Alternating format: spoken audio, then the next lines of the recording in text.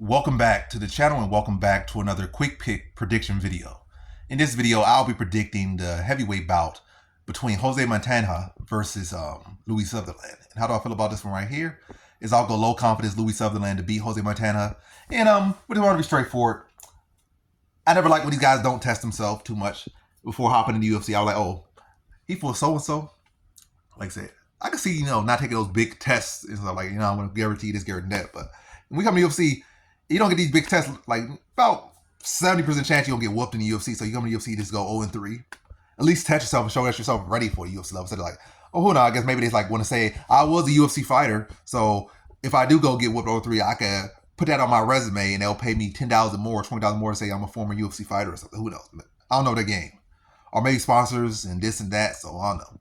I don't know the game, but for me, it don't seem to make sense. Like, just jumping in the UFC untested at all. And Montanha has not tested himself at all. Louie Sutherland ain't the most miraculous fighter. I mean, the most spectacular or standout fighter. Never will be. But I've at least seen him test himself. Some decent fighters that fought on the PFL level. He has fought some decent fighters. He did beat Tai Tuivasa. Tai Tuivasa was a ranked heavyweight at one point. I think even it's top 7, top 6. He's not really a real MMA fighter, to be honest. He was never really a real MMA fighter, to be honest. Rankings do mean something. And he did make it there with less than a full MMA skill set. So, got to give him his props. And you can always say that he was highly ranked in the heavyweight division. He beat some top ranked guys at some points. So, yeah, he beat him. He fought some solid up-and-comers. Again, at the PFL and the UFC. So, Sutherland has tested himself. Whether he won these fights or not, he tested himself. He fought on Walter Walker. Yeah, so guys been around. He's definitely tough. He's definitely scrappy. And I feel like Montanha just showing so far showing grappling. And Sutherland's grappling is not that bad. He gets enough to address the grappling and extend Montanha beyond the first round. And I think he stops him early in the second round.